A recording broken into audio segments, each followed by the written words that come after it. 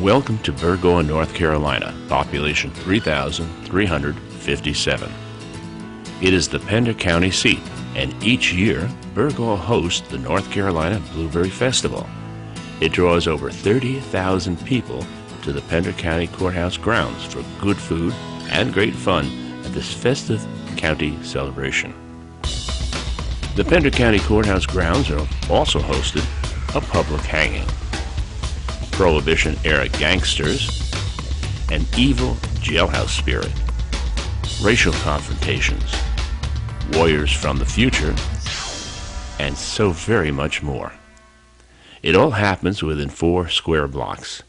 Welcome to Burgaw, North Carolina, the most famous filming location you've never heard of.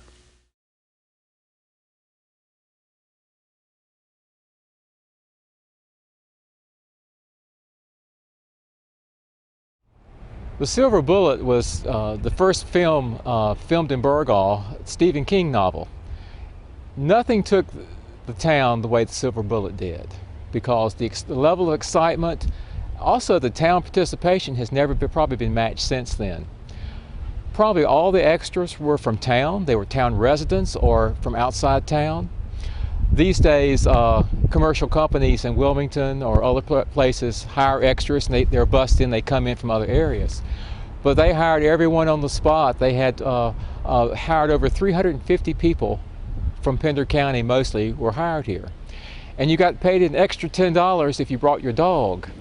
They were looking for townspeople, and they want you to come dressed as you would normally dress.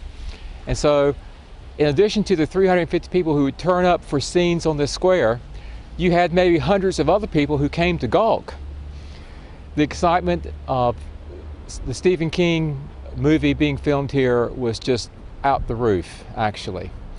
They hired Cripple Creek, local building here, was where lunch was served. They hired a local man who was famous for barbecuing. He just had a grill going and just fed hamburgers and hot dogs to anybody, whether you worked for the movie company or not. Everybody was just, it was one big party.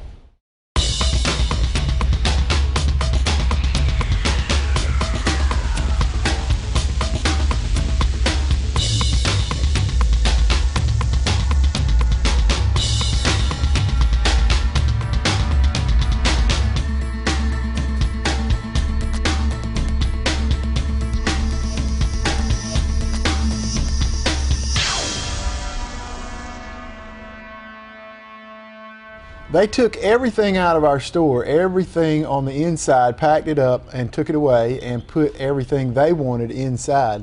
And they shot basically the whole interior of our store. They also filmed across the street at the courthouse. They had her running across the courthouse and coming in the front door, and she was chased by somebody. Pretty interesting. I was in my 20s, late 20s. Yeah, they were very attractive. They were very nice and very approachable. My nephews and I sat in here and talked to them one day, had a nice long chat. But they were much younger. They were about 16 to 18, somewhere in there. My Life in Idlewild. That was an interesting movie because they did the same thing that others had done in the past. They took everything out of our store, repainted the whole interior a dark brown, put up curtains, and redressed it for their movie. He had a bodyguard, one of them, I believe his name was Rooster. That was his nickname. He had a bodyguard that they said that I wasn't supposed to talk to him at all. But after one of the scenes, I went up and asked him, could I get a picture with him? And he said, sure.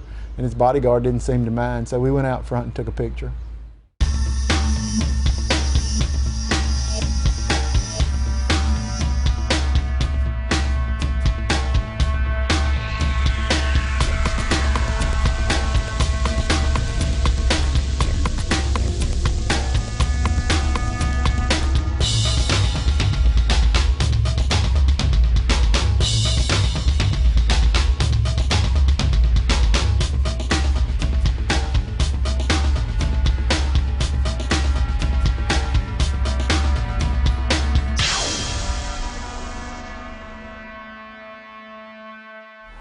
They said they were going to make a movie based on the civil rights movement from the 40s up until the 60s, and that they'd like to use my building as a replica of the Woolworth in Greensboro where the sit-ins took place.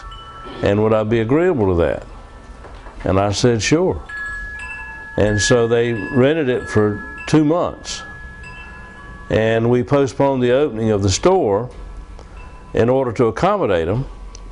And then after it was over, we bought the balance of the set that was left and used that as the basis for our layout of the rest of the store, both color scheme and baseboards and walls, and also the counter. And the counter was again a replica of the Woolworth in Greensboro, with a place to put the ladies' pocketbooks. And they rented the original chairs from the museum in Greensboro, 25 of them. Did you get to meet Danny Glover? Yes, I did. What's he like? He's quite a gentleman. Very gentle soul, very approachable, particularly with children. Wonderful smile, and was a real charmer. I liked him. It's a 1936 Plymouth, a P2 Deluxe sedan, and I purchased the car about 14 years ago. The movies the car has been in is Freedom Song, The Runaway, and also My Life in Idlewild. I was background scenes of driving. They also used my car in a shooting in Idlewild, which some of the members stood on the running board and were shooting the machine guns, and a few front shots of the car, but mostly background. The Jailhouse movie was not commercially a big movie, of course, but it was a local resident who actually had grown up in this film industry in the region from here, and he wrote the script. He dreamed about producing a movie in our jail. His dream came to fruition. He got the funding for it. He came back and filmed a movie in the jail, which at that time, of course, was vacant. And so it was another one of those scary horror type movies. One of the effects was a huge star above the jail on that.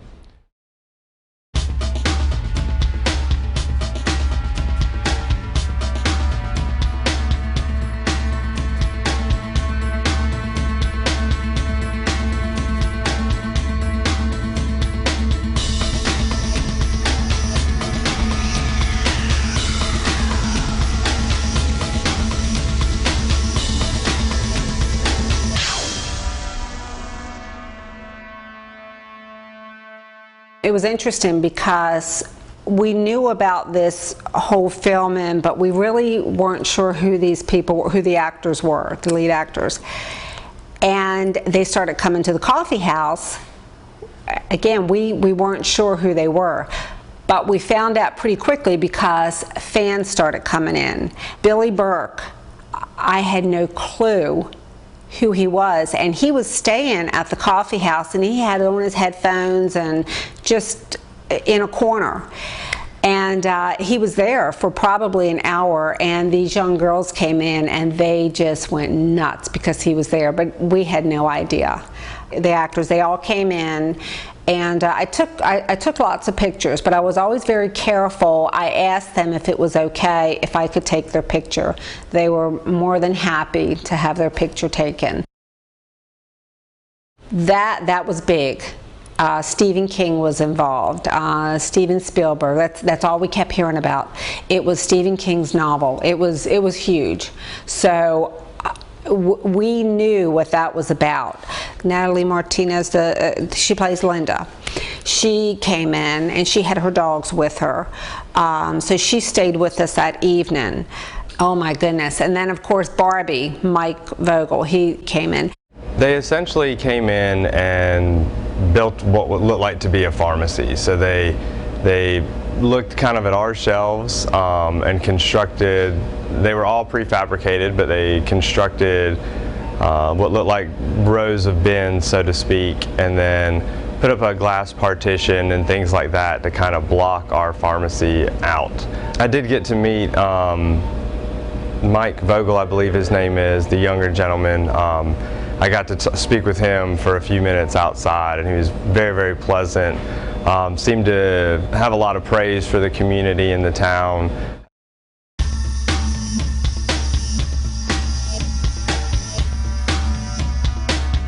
A Buckingham Palace guard, a traditional double-decker bus, a very British taxicab, an iconic clock tower, and even a royal look-alike. You must be in Burgaw. Chase Credit Card made a commercial for the 2012 Olympics, which took place in London, so Burgaw put its best British foot forward for the shoot.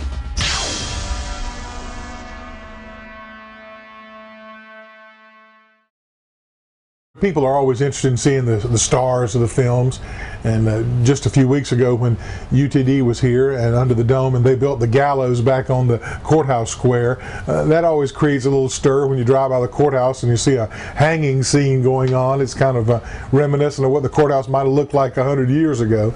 But I think people, they interact very well. People are accustomed to it and they're used to seeing them around, and I think Burgaw is a friendly town and people for the most part are friendly toward them.